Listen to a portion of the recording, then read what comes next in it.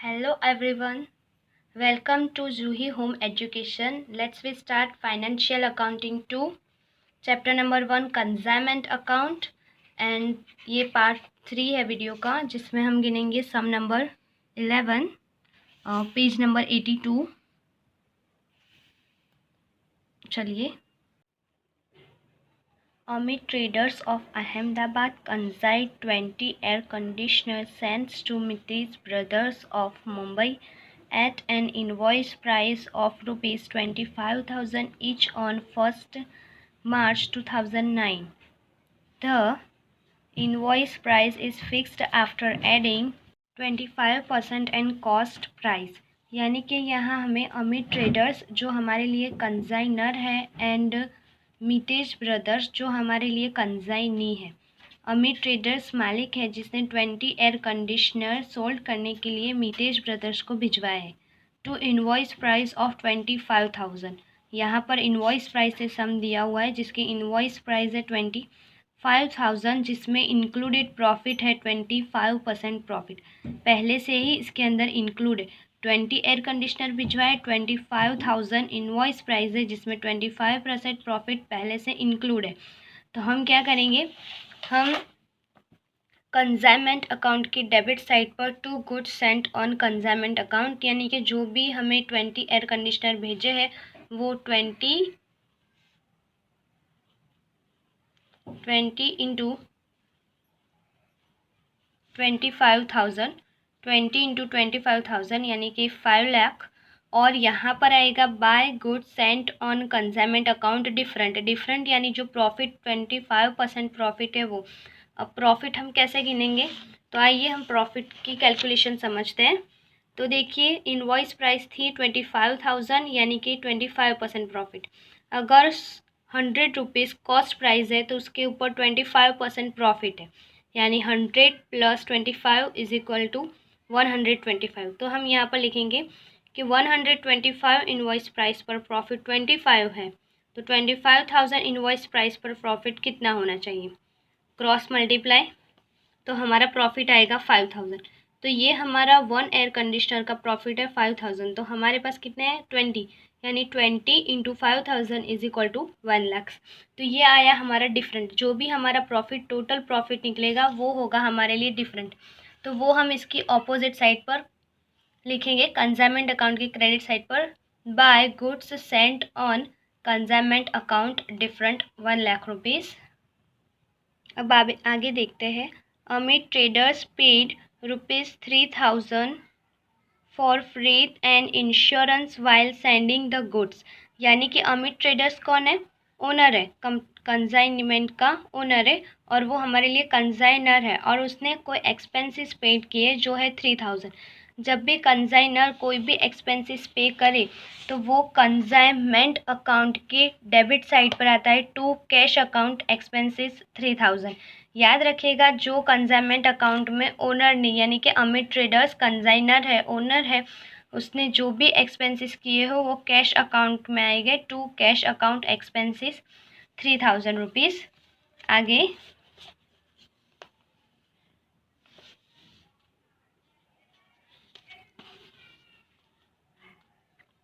On 1st April 2009, Amit Traders drew a bill of 3 lakh for the 3 month।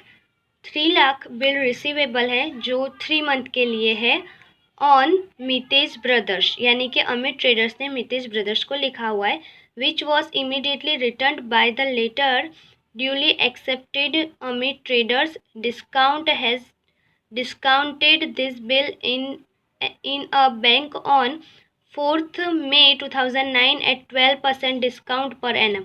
अब आप यहाँ पर अगर ध्यान से देखेंगे तो ये बिल रिसीवेबल की डेट है 1 मार्च अप्रैल 1 अप्रैल है और इसे 4 मार्च यानी कि एक ही मंथ के डिस्टेंस में इसको रिसीव कर दिया गया है। 3 लाख की थी और 3 मंथ के लिए थी मगर हमने एक ही मंथ में कर दी और 12% उसके ऊपर डिस्काउंट है। तो आइए देखते हैं बिल रिसीवेबल के डिस्काउंट की कैलकुलेशन।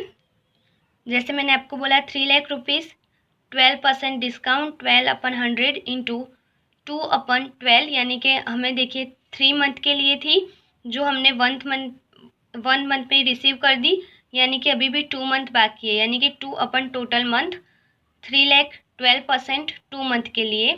तो 12 2 3 2 6 600 तो बिल रिसीवेबल डिस्काउंट हमारा कितना आया 6,000। तो ये 6,000 हम हमेशा कंसाइनमेंट अकाउंट की डेबिट साइड पर लिखते हैं, to bill receivable account discount 6,000।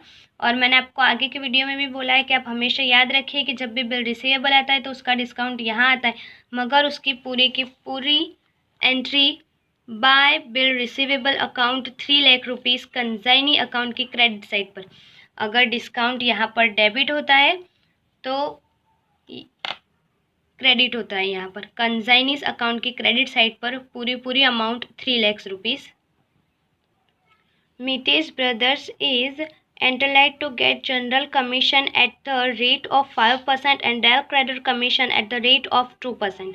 अब यहाँ पर कमीशन की बात की गई, जनरल कमीशन कितने परसेंट है 5% एंड डेल क्रेडिट 2%। आपको पता है जनरल कमीशन यानी जो टोटल सेल पर कमीशन गिना जाता है, और डेल क्रेडिट कमीशन यानी जो सिर्फ क्रेडिट सेल पर ही 2% दिया जाएगा। तो हम कमीशन हमेशा सेल के बाद गिनते हैं, तो इस कमीशन को भी हम सेल के पॉइंट के बाद देखेंगे फिर से। Next, on 31st March 2010 Mitesh brothers sent an account sale and bank draft for the amount due from him. And मतलब कि ये जो आगे हम जितने भी अब ट्रांजेक्शन देखेंगे वो मितेश ब्रदर यानी कि कंसाइनी ने किए हुए, उस हिसाब से हम देखेंगे कि he paid 2,000 for octroi, ₹3,000 for carriage and ₹8,750 for advertisement. ये सारे एक्सपेंसेस है, और ये कौन से एक्सपेंसेस है जो मितेश ब्रदर यानी कि कंसाइनी ने किए हुए। जो भी एक्सपेंसेस कंसाइनी ने किए हैं वो हम कहाँ लिखेंगे कंसाइनमेंट अकाउंट की डेबिट साइड पर, टू कंसाइनीज अकाउंट। कंसाइनी ने किए इसलिए उसी के नाम से टू कंसाइनीज अकाउंट एक्सपेंसेस, और 2,000 करेज इज 3,000 एडवर्टाइजमेंट और 13,750। आगे देखते हैं। He sold 10 air conditioner sets at the rate of 26,000 each for cash. He sold 4 air conditioner sets at the rate of 30,000 each to Garibdas on credit। यानी कि यहाँ क्या कहा गया है कि 10 एयर कंडीशनर उसने सोल्ड किए 26,000 में ईच फॉर कैश, यानी कि कैश पर सेल हुआ है ये, और ये 4 एयर कंडीशनर 30,000 गरीबदास को क्रेडिट पर दिया है, यानी कि उधार दिया है। तो सेल कौन करेगा कंसाइनी, और सेल हमेशा कहाँ आएगा कंसाइनमेंट अकाउंट की क्रेडिट साइड पर। कंसाइनी करा इसलिए by consignee's account sale cash. Cash कितना है 10 एयर कंडीशनर है 26,000 यानी कि 2,60,000। क्रेडिट है 4 एयर कंडीशनर 30,000 तो 1,20,000। और उसके बाद आगे भी एक है पॉइंट जो यहाँ पर किया गया है कि he purchased 1 air conditioner set for his personal use at the invoice price. यानी कि एक एयर कंडीशनर उसने खुद के घर के लिए या फिर उसने खुद के पर्सनल यूज़ के लिए भी लिया है, जो सेल में ही आएगा। कंसाइनमेंट अकाउंट की क्रेडिट साइड पर हम यहाँ सेल में लिखेंगे पर्सनल यूज़ या फिर कंसाइनी के नाम पे ही, और हमारी इनवॉइस प्राइस थी 25,000 इसीलिए 25,000 पर तीनों का प्लस बाहर जाएगा, 4,05,000 हमारा टोटल सेल हुआ है। अब जैसे ही सेल पूरा हो हमें तुरंत ही क्या गिनना है commission general commission and del credit commission. और यहाँ पर कमीशन हमेशा कहाँ आएगा कंसाइनमेंट अकाउंट की डेबिट साइड पर। यहाँ सारे सब में कमीशन होगा ही, और आपको सेल और कमीशन दोनों को साथ में ही याद रखना है कि अगर जैसे ही सेल ख़त्म होता है वैसे ही सेल का पॉइंट ख़त्म होते ही हमें कमीशन ढूंढना है। तो कंसाइनमेंट अकाउंट की डेबिट साइड पर हम लिखेंगे टू कंसाइनीज अकाउंट, क्योंकि कमीशन किसे मिलने वाला है कंसाइनी को। To consignee's account general commission del credit commission. General commission 5%। General commission यानी जो पूरे सेल पर मिल रहा है टोटल, बाहर के कॉलम में जो वो पूरी अमाउंट टोटल सेल 4,05,000 के अगर आप 5% निकालेंगे तो आपको 20,250 मिलेंगे, वो है हमारा general commission. And del credit, देखिए इसमें यह जाता है क्रेडिट यानी जो क्रेडिट सेल है। क्रेडिट सेल हमारा कितना है 1,20,000। तो सिर्फ ये 1,20,000 पर ही, ना ये सिर्फ ये क्रेडिट 1,20,000 पर ही हमें डायरेक्ट क्रेडिट कमीशन 2% हमें गिनना है 2,400, टोटल अमाउंट 22,650। ये हमारा कमीशन हो गया। कमीशन एकदम इजी, आप भूल मत जाना। सेल जैसे ही ख़त्म हो आपको कमीशन गिनना है, और कमीशन कहाँ आएगा, कंजाइनमेंट अकाउंट की डेबिट साइड पर। आगे देखते हैं। Garibdas was declared insolvent and 80 paisa in a rupee could be received from him as a final dividend। यानी यहाँ कहा गया है कि गरीबदास जिसे हमने क्रेडिट सेल किया था वो नादार जाहिर हुआ है और 80 पैसा पर रुपीज़ डिविडेंड, यानी कि अगर हमें किसी के पास से 100 लेने के होंगे तो वो सिर्फ हमें 80 ही देगा, बाकी को 20 नहीं देगा। इस तरह से उसने डिक्लेयर किया है। मगर ये गरीबदास को क्रेडिट पर किसने प्रोडक्ट बेची है, एयर कंडीशनर बेचे है, तो ऑब्वियसली कंसाइनी ने। तो इसकी कोई एंट्री या फिर कोई भी इसके अमाउंट एंट्री कुछ भी ये असर नहीं करेगा। ये सिर्फ आपको कन्फ्यूज़न के लिए दिया गया है। हमेशा याद रखिए, अगर ऐसा कोई भी हो, ऐसी कोई भी डिटेल्स दी गई हो तो वो कंसाइनमेंट अकाउंट में कोई काम में नहीं आती, आपको इसे ध्यान में नहीं लेना है। During the course of year fire took place in his godown and one air conditioner set was completely destroyed, against which the insurance company expected a claim of rupees 18,000। यानी कि ड्यूरिंग द ईयर एक air conditioner fire की वजह से damage हो चुकी है जिसका लॉस हुआ है, और उस लॉस में इंश्योरेंस कंपनी ने 18,000 देने के लिए एक्सेप्ट करा है। अब देखिए, फायर हुआ है, फायर यानी वो एबनॉर्मल लॉस है, नेचुरल लॉस नहीं है, एबनॉर्मल लॉस है। एबनॉर्मल लॉस यानी जो हमारी वजह से, हमारी लापरवाही की वजह से। आप आग कब लगती है, जब हमारी लापरवाही हो।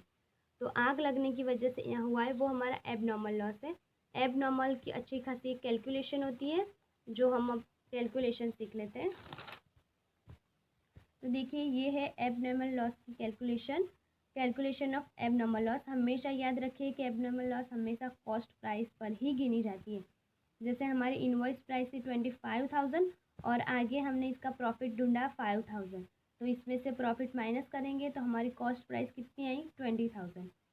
वन एयर कंडीशनर पूरी तरह से डिस्ट्रॉय हुआ है, यानी कि 1 × 20,000 इज इक्वल टू 20,000। अब देखिए, एबनॉर्मल लॉस हो या क्लोजिंग स्टॉक हो, दोनों में हमें कंसाइनी के और कंसाइनर के एक्सपेंसेस को प्लस करना होता है, दोनों के एक्सपेंसेस को। जैसे कि सबसे पहले कंसाइनर ने कौन से एक्सपेंसेस किए थे, तो हमने यहाँ पर पहला लिखा था टू कैश अकाउंट एक्सपेंसेस 3,000, मतलब ये 3,000 कंसाइनर के एक्सपेंसेस है जो यहाँ पर लिखेंगे। अगर 20 एयर कंडीशनर पर उसने 3,000 एक्सपेंसेस किए तो 1 एयर कंडीशनर पर कितने, cross multiply,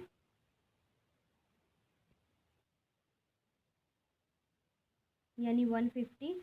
and consignee's expenses, consignee के एक्सपेंसेस में कौन कौन से एक्सपेंसेस आएंगे, आप इसमें ध्यान रखिएगा कि कंसाइनी के एक्सपेंसेस में ऑटो आता है, करेजिस आता है, मगर कभी भी एडवर्टाइजमेंट नहीं आता। एडवर्टाइजमेंट एंड सेलिंग एक्सपेंसेस, यानी कि जो उसने खुद के फ़ायदे के लिए, एडवर्टाइजमेंट को इंसान क्यों करता है, ताकि वो ज़्यादा से ज़्यादा बेचे और उसे ज़्यादा से ज़्यादा कमीशन मिले, इसलिए ये उसने खुद के लिए किया है, तो ये नहीं आएगा, बस ये दो ही, यानी कि 3 और 2 5,000 ही आएंगे। तो 20 पर 5,000 तो 1 पर कितना, क्रॉस मल्टीप्लाई 250। अब देखिए, इन सब का हम प्लस करेंगे, 20,000 प्लस ये एक्सपेंसेस 150 प्लस ये एक्सपेंसेस 250, यानी 20,400।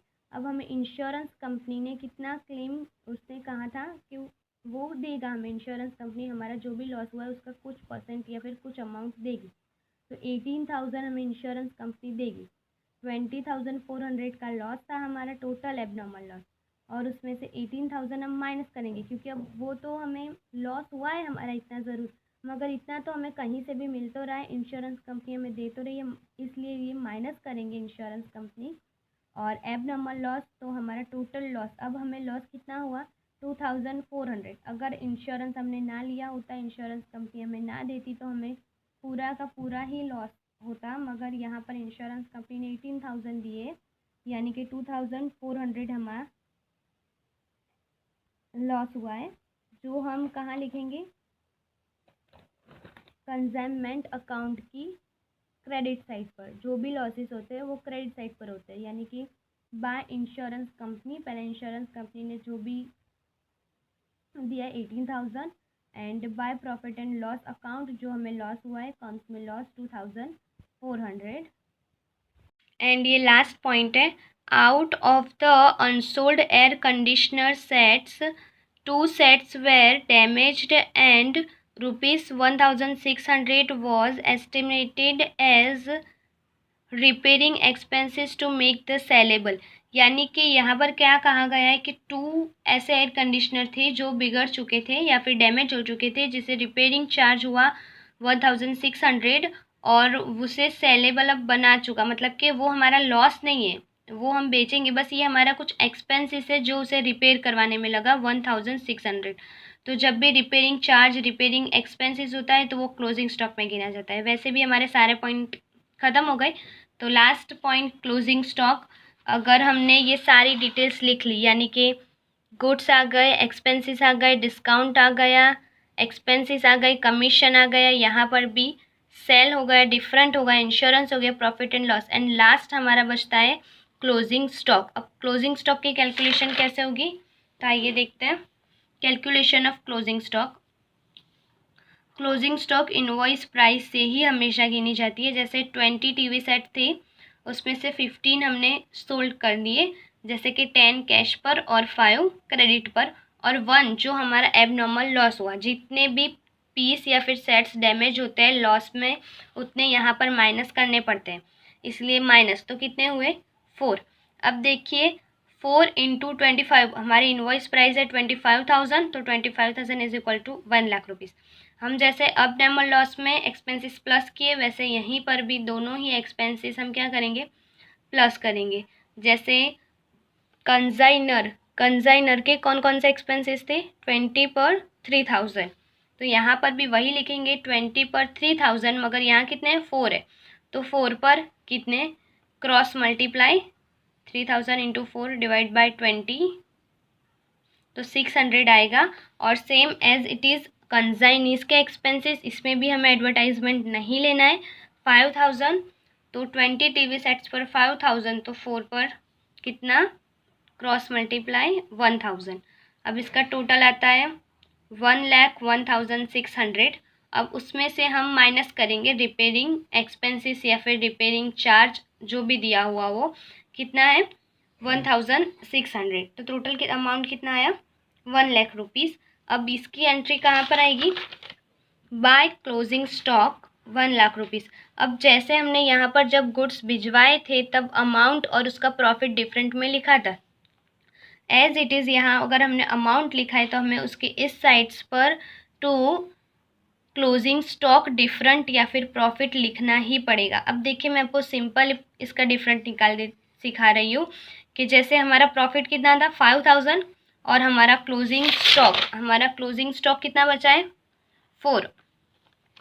तो अब हमें डिफरेंट निकालना है, तो as it is simple 4 into 5,000 यानी कि 20,000। ये हमारा कंसाइनमेंट अकाउंट की सारी एंट्रीज हो गई। अगर आपको कोई ना समझ में आई तो आप कमेंट्स में बता सकते हैं, and please like share and subscribe. अब देखिए हम ये पूरा प्लस करेंगे, इस साइड का प्लस, क्रेडिट साइड का ज़्यादा आएगा, उसमें से ये माइनस करते जाएंगे, तो जो बचा वो हमारे लिए प्रॉफिट एंड लॉस अकाउंट 60,000। अब आती है कंसाइनीज अकाउंट की बारी। कंसाइनीज अकाउंट में अभी तक हमने सिर्फ एक ही एंट्री की है, मगर मैंने आपको सिखाया है जैसे आगे के समय कि कंसाइनीज अकाउंट कंसाइनमेंट बन गया है तो उसके ऊपर से कितना इजी है। सबसे पहले क्या करना है आपको, यहाँ पर देखते देखते आना है कि कंसाइनी का नाम कहाँ है। यहाँ to consignee's account expenses total amount कितनी है 13,750। तो सेम ये कौन सी है, डेबिट साइड है, तो हम उसे कंसाइनीज के अकाउंट पर क्रेडिट साइड पर लिख देंगे, बाय कंसाइनमेंट अकाउंट एक्सपेंसेस 13,750। हो गया। ये बिल रिसीवेबल तो मैंने आपको पहले ही बोला था 3,00,000 रुपीज़, बस ये एक एंट्री आपको बीच में याद रखनी होती है। उसके बाद यहाँ ये हम देखते हैं दूसरी entry, to consignee's account commission है। कमीशन कितना है 22,650, डेबिट साइड है एज इट इज़, आप इसे क्रेडिट साइड पर अपोजिट साइड पर cross entry by consignment account commission 22,650। अब देखिए और कोई है, closing stock different, profit and loss नहीं, इसमें से कुछ भी नहीं आएगा। अब बारी क्रेडिट साइड की, तो गुड्स एंड ऑन डिफरेंट नहीं आएगा, बाय कंसाइनीज अकाउंट सेल है, यस ये आएगा, कंसाइनी के नाम पर है 4,05,000। ये क्या है, क्रेडिट है, तो आप उसे क्या करोगे, डेबिट, यानी कि कंसाइनीज अकाउंट के डेबिट साइड पर टू कंसाइनमेंट अकाउंट सेल 4,05,000। यहाँ पर मैंने अच्छे से डिवाइड करके लिखा हुआ है, इसलिए यहाँ पर डायरेक्ट लिख रही हूँ। और इंश्योरेंस कंपनी वो नहीं आएगा, प्रॉफिट एंड लॉस जो एबनॉर्मल लॉस हुआ वो भी नहीं आएगा, क्लोजिंग स्टॉक वो भी नहीं आएगा। मतलब ये हमारा हो गया कंसाइनमेंट अकाउंट कंप्लीट, और ये हमारा कंसाइनीज अकाउंट ये भी हो गया हमारा अप्रॉक्सीमेटली पूरा। बस आप उससे यहाँ का सम ज़्यादा होगा 4,05,000, उसमें से आप अगर ये माइनस करोगे तो ये आपको बचेगा, यानी कि ये एक्स्ट्रा होगा जो हमें लिखना है बैंक अकाउंट, क्योंकि ये बैंक में जाएगा 68,600। तो यहाँ पर ये हमारा सम पूरा हुआ। Like share and subscribe, thanks for your watching.